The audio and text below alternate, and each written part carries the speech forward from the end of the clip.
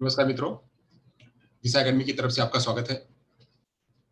मैं आपके बीच diploma in special education hearing impairment second semester का जो दूसरा paper T8 fundamentals of speech and speech teaching, उसका सॉल्व पेपर आपके बीच लेके आया हूँ। 2 घंटे का पेपर था और 2 घंटे के पेपर में स्पीच से रिलेटेड जो प्रश्न थे उसका डिस्कस जो है मैं यहाँ पे सॉल्व पेपर का डिस्कस करूंगा। तो बहुविकल्पी प्रश्न देखते हैं। ये हिंदी वर्जन है, हिंदी वर्जन को देख लेते हैं बहुविकल्पी प्रश्न को। तो पहला प्रश्न था इसका कि वाक के लिए वायु का अंतः श्वसन वायु डॉट डॉट डॉट में खींचना है। तो किस में खींचना है? फेफड़ों से, जुबान से, होंठ से, तो दांत से। तो यहाँ पे जो जवाब होगा वो क्या होगा? लंग से। वह जो है इसका अंग्रेजी में है inhalation of air for speech is done by drawing into air. यहाँ पे कहाँ पे किसके द्वारा खींचा जाता है? तो फेफड़ों से। यहाँ पे फेफड़ा, यहाँ पे जवाब सही होगा। कह रहा है कि सोप, SOAP, सोप में ध्वनि एस यानी स ध्वनि है। कौन सा ध्वनि है? तो कंठ ध्वनि है, अनुनासिक ध्वनि है, घर्ष ध्वनि है, स्टॉप ध्वनि है। यहाँ पे होगा घर्ष ध्वनि। टीथ, टीथ में स्वनिम जो ध्वनि है टी, टी क्या है? कौन कौन कैसी ध्वनि है? तो यह दंत ध्वनि है, डेंटल साउंड है, दंत ध्वनि है। तालव्य नहीं, यहाँ पे कंठे नहीं है, ओष्ठ नहीं है, यहाँ पे दंत ध्वनि यहाँ पे सही जवाब है। चौथा प्रश्न है, एक श्रवणवादी बच्चा बुक के लिए कुक का इस्तेमाल करता है, कुक कहता है, बुक को कुक कहता है, वह किस प्रकार की उच्चारण त्रुटि कर रहा है? तो यह सोडा में प्रतिस्थापन सब्स्टिट्यूशन यहाँ पे कर रहा है कि बी की जगह पे वह सी का इस्तेमाल कर रहा है, बाकी तो सब वही है। बी की जगह पे सी को सब्स्टिट्यूट कर दे रहा है, प्रतिस्थापित कर दे रहा है। तो यहाँ पे ए जवाब सही होगा, प्रतिस्थापन। यहाँ पे जोड़ना नहीं होगा, विरूपीकरण नहीं होगा, छोड़ देना नहीं होगा। तो ये 4 प्रश्न। अब आगे चलते हैं 5वें प्रश्न की तरफ। 5वां प्रश्न है, तो 5वां प्रश्न, वाक स्पष्टता का मूल्यांकन डॉट डॉट डॉट से किया जाता है, यानी स्पीच इंटेलिजिबिलिटी का जो असेसमेंट है वह कैसे करते हैं? तो बच्चों को वाक ध्वनियों की नकल करवा के नहीं करवा सकते। जब बच्चा किसी चित्र का वर्णन कर रहा हो या कहानी सुन रहा हो तो वाक का नमूना एकत्र करना, इससे जो है हम उसका असेसमेंट कर सकते हैं। ये नहीं होगा और उपरोक्त में से कोई नहीं, ये भी नहीं होगा। यहाँ पे सी जवाब सही होगा। स्पीच ट्रेनर एक उपकरण है जिसका उपयोग डॉट डॉट डॉट को बेहतर बनाने के लिए किया जाता है। तो स्पीच उपकरण हो चाहे ऑडियो उपकरण हो, कोई भी हो, वहां से जो है श्रवण कौशल पहले हम विकसित करवाते हैं, फिर उसके बाद जो है वाक कौशल आता है। तो श्रवण कौशल उससे हम विकसित करवाते हैं, श्रवण कौशल। यहाँ पे बी जवाब सही होगा। अनुनासिक ध्वनियां, नेजल साउंड की उत्पत्ति के दौरान मृदु तालु को नीचे करके नासिका मार्ग को डॉट डॉट डॉट जाता है। कहाँ जाता है? यानी मार्ग को बंद किया जाता है। अनुनासिक ध्वनियों से उत्पन्न मृदु तालु को नीचे करके नासिका मार्ग को बंद किया जाता है, तब जाकर के साउंड जो है अनुनासिक ध्वनि को निकाला जाता है। यहाँ पे बंद किया जाता है, बंद करना सही जवाब होगा। सॉप, वही सॉप SOAP में जो यहाँ पे स ये है, ये वाला ध्वनि को वाक ध्वनि कहते हैं।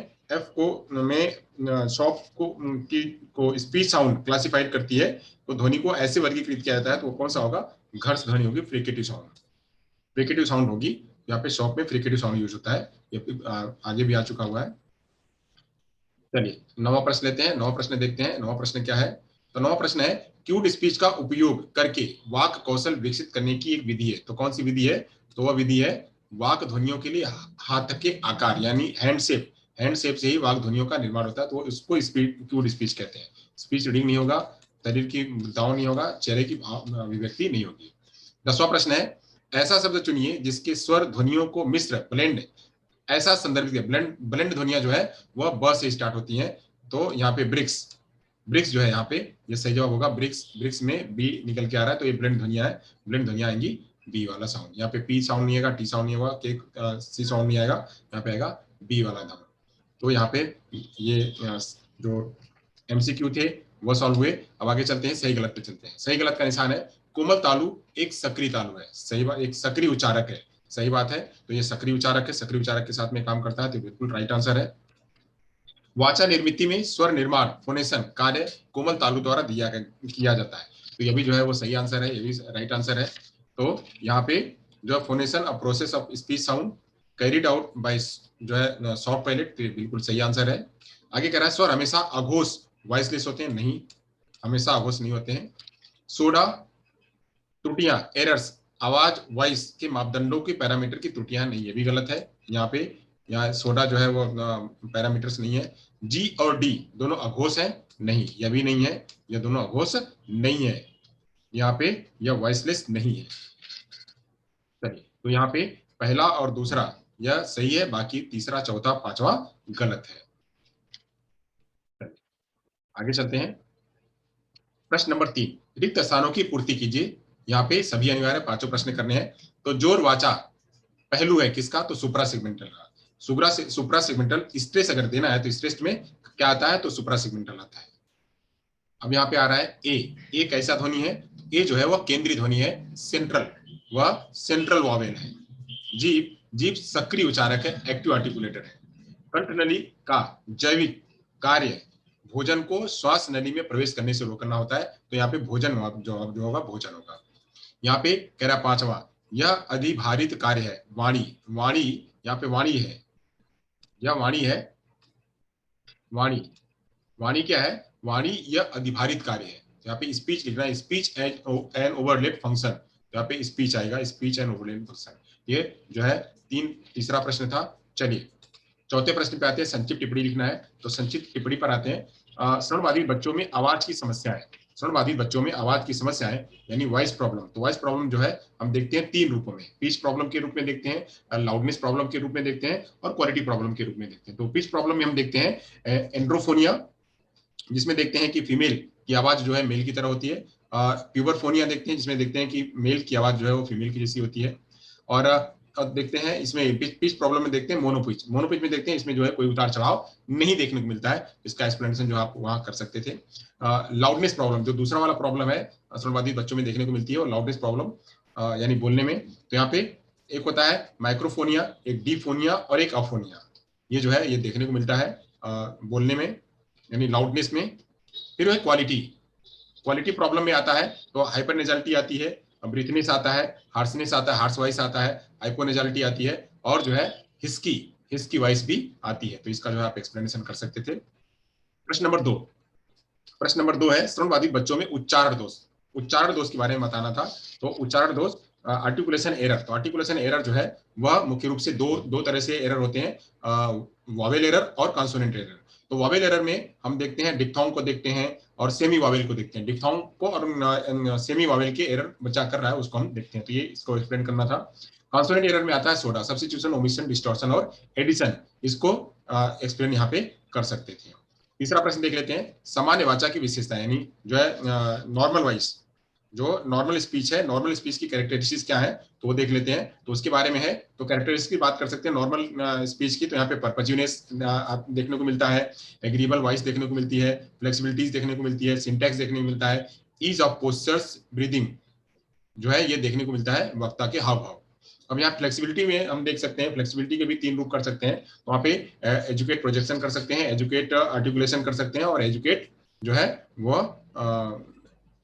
आर्टिकुलेट और एडुकेट जो है वो एनिमेशन, आर्टिकुलेट, एनिमेशन और प्रोजेक्शन, ये 3 जो है हम फ्लेक्सिबिलिटी में देख करके बच्चों का नॉर्मल वॉइस देख सकते हैं, नॉर्मल स्पीच देख सकते हैं। अब बात करते हैं, चौथा वाला प्रश्न है समूह वाचा शिक्षण यानी ग्रुप टीचिंग। तो ग्रुप स्पीच टीचिंग जहाँ पे सभी बच्चों को मिला करके ग्रुप में स्पीच टीचिंग कराते हैं, तो ग्रुप में टीचिंग करा सकते हैं। इसका फायदा और इसका नुकसान आप लिख सकते हैं, ये हो सकता है। सक्रिय उच्चारक एक्टिव आर्टिकुलेटर कौन होते हैं, तो एक्टिव आर्टिकुलेटर में जो है वह टंग होता है, लिप होता है, जॉ होता है, सॉफ्ट पैलेट होता है, ये सब एक्टिव आर्टिकुलेटर होते हैं। तो एक्टिव आर्टिकुलेटर को आप एक्सप्लेन कर सकते हैं, इनके काम एक्सप्लेन कर सकते हैं, इसका डायग्राम बना करके बता सकते हैं। और चलिए तो अब बात करते हैं कि वाणी शिक्षण, वाचा शिक्षण या वाणी शिक्षण स्पीच टीचिंग के उपयोग की जाने वाली शिक्षण सामग्री में ले सकते हैं। तो टीचिंग एड में फ्लैश कार्ड ले सकते हैं, मॉडल्स ले सकते हैं, रियल ऑब्जेक्ट ले सकते हैं, टॉयज ले सकते हैं, स्पीच ट्रेनर ले सकते हैं, ये सब जो है वो हम स्पीच के एड में सामग्री में इस्तेमाल कर सकते हैं। और 7वां प्रश्न है वाचा का मूल्यांकन यानी वाणी का मूल्यांकन, स्पीच का इवैल्यूएशन असेसमेंट। तो उसके लिए हम कर सकते हैं, तो यहाँ पे जो है एक मेन जो होता है oral peripheral mechanism examination. Oral peripheral mechanism examination में हम ये देख सकते हैं कि लिप का आकार कैसा है, टंग का आकार कैसा है, टीथ का आकार कैसा है, ये सब कैसे हैं, और इसके आधार पर हम उनका बच्चे उसको किस तरह से उपयोग करके अपना उच्चारक कैसे कर पा रहे हैं, तो ये सब चीज का मूल्यांकन हम कर सकते हैं। 8वां प्रश्न है बच्चे के वाचा भाषा विकास में परिवार की भूमिका, यानी वाणी विकास में बच्चे भाषा परिवार की क्या भूमिका है, तो बहुत ज्यादा भूमिका होती है परिवार की। तो परिवार में जो लोग हैं बच्चे का अर्ली आइडेंटिफिकेशन कर सकते हैं, इंटरवेंशन कर सकते हैं, होम ट्रेनिंग बच्चों को दे सकते हैं, और घर का वातावरण ऐसा बना दें कि बच्चे जो है वो बोलने के लिए प्रेरित हों, और जो है वहाँ पे हियरिंग एड का इस्तेमाल कर सकते हैं, 3 E's का इस्तेमाल कर सकते हैं। तो इस तरह से परिवार जितना ज्यादा से ज्यादा वो बच्चों के साथ में काम करेगा उतना बच्चे का भाषा वाणी विकास जो है वहाँ पे हो पाएगा। तो ये मैंने आपके सामने पूरा सॉल्व पेपर प्रस्तुत किया, हिंदी वर्जन जो है स्पीच का। तो आप लोग सभी लोग इसको जो है ज्यादा लोगों तक पहुंचाएगा, लाइक करिएगा, शेयर करिएगा, ताकि जो नीडी पर्सन है, नीडी व्यक्ति हैं, उन तक ये पहुंच सके, और जो लोगों ने एग्जाम दिया हुआ है वो जो है पेपर का मिलान भी कर सकें। सो सभी लोग इसको लाइक करिएगा, शेयर करिएगा। So thank you so much.